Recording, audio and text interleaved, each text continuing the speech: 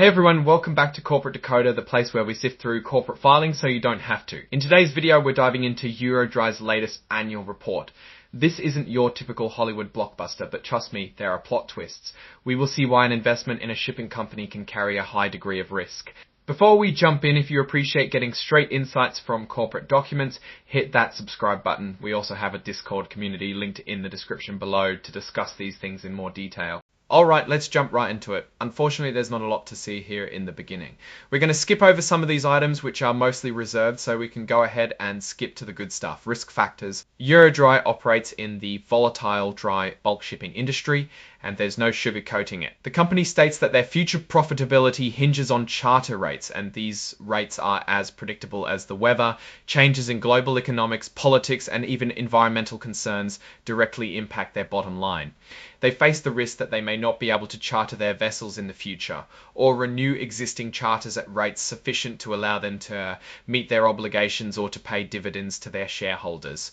Then the report acknowledges that the value of their ships is just as unstable as charter rates. The document says that the fair market values of their vessels are related to prevailing charter rates, and a decrease in the market values of their vessels could limit the amount of funds that they can borrow, as well as trigger certain financial covenants under their current or future credit facilities, and they may incur a loss if they sell vessels following a decline in their market value. Of course, the company is aware of the problems presented by competitors, and the report mentions that the dry bulk industry is highly competitive, and they may be unable to compete successfully for charters with established companies or new entrants that may have greater resources access to capital. The company admits they may be unable to retain or attract new charterers on attractive terms or at all, which may have a material adverse effect on their business prospects, financial condition, liquidity, and results of operations.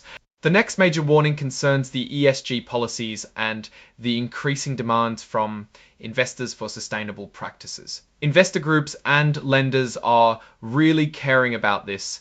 This may hinder access to capital because these investors and lenders may decide not to commit capital as a result of their assessment of the company's ESG practices. Companies which do not adapt to investor expectations may suffer reputational damage, and the business, financial condition, and/or stock price could be materially and adversely affected. EuroDry highlights its vulnerability to complex and ever-changing environmental regulations. These rules, covering everything from ballast water discharge to greenhouse gas emissions, could force them to make costly upgrades to their vessels, potentially impacting their earnings and profitability. The company says that the operation of their vessels is affected by the requirements set forth in the ISM code, set forth in Chapter 9 of SOLAS. If they don't comply with these regulations, they may be subject to increased liability. It may adversely affect their insurance coverage and may result in a denial of access to or detention in certain ports. Here's a risk you might not have considered.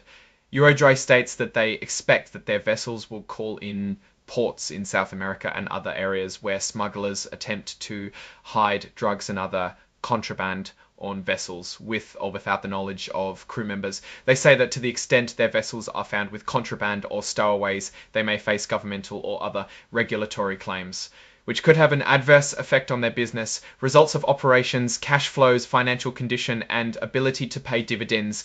EuroDry outsources its management and chartering to EuroDry and EuroDry Ltd, which introduces a single point of failure. The report states that they have no employees and they currently contract the commercial and technical management of their fleet, including crewing, maintenance, and repair, to EuroDry and EuroDry Ltd, their affiliated ship management companies. They may lose a manager's services, or a manager may fail to perform its obligations to them, which could have a material adverse effect on their financial condition and results of their operations.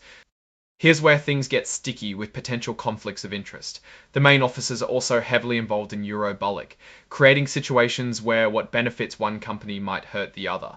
Conflicts may arise in connection with the chartering, purchase, sale, and operations of the vessels in our fleet versus other vessels that are or may be managed in the future by the managers. Circumstances in any of these instances may make one decision advantageous to us but detrimental to the managers, and vice versa. It's like being both the referee and a player in the same game. EuroDry's loan agreements come with strings attached, significantly limiting their financial flexibility.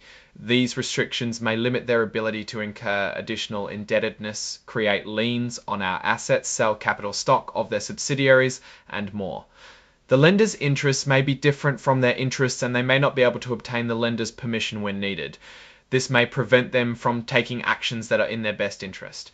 Operating ships isn't cheap, especially when things go wrong. The document states that if their vessels suffer damage, they may need to be repaired at a dry docking facility. The costs of dry dock repairs are unpredictable and may be substantial. They may have to pay dry docking costs that their insurance does not cover, the loss of earnings while these vessels are being repaired and reconditioned, as well as the actual cost of these repairs would decrease their earnings. Finally, the company is at risk of falling out of compliance with sanctions and embargo laws.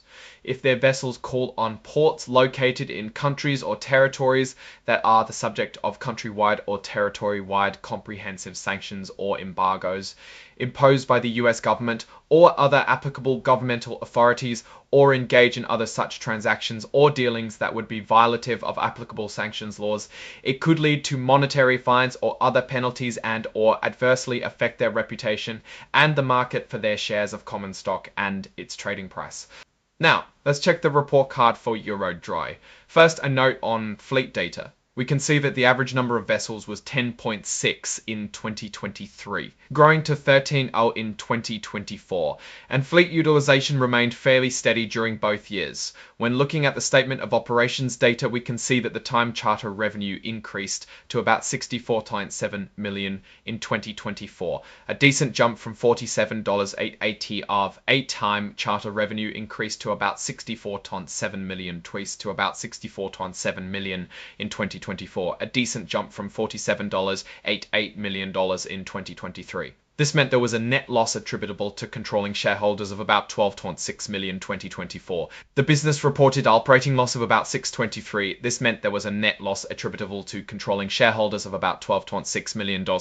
Now, the company states that they expect to rely on cash available, funds generated from operating cash flows, funds from their shareholders, equity offerings, and long-term borrowings to meet their liquidity needs going forward and to finance their capital expenditures and working capital needs in 2025 and beyond. I would keep a close eye on their cash flows, as you would definitely expect a company that loses money to raise capital at one point. That's a lot to digest. EuroDry operates in a really challenging industry.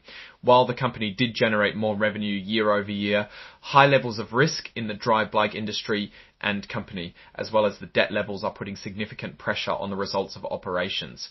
A key thing to remember is that the dry bulk shipping industry can change suddenly. The report makes the future seem unpredictable because the dry bulk market faces potential issues ranging from trade wars to sanctions, the ongoing Russia-Ukraine conflict, the war in Palestine, and events in the Red Sea region. So, a question you have to ask yourself before investing in EuroDry is, are you willing to take on these risks? Alright, that's our breakdown of EuroDry's latest filing. What's your take on these numbers and what they signal for the company's future? Drop your thoughts in the comments. If this analysis was valuable, hitting that like button really helps, and subscribe for more deep dives. Don't forget to check out the Discord in the description. Thanks for watching, and see you next time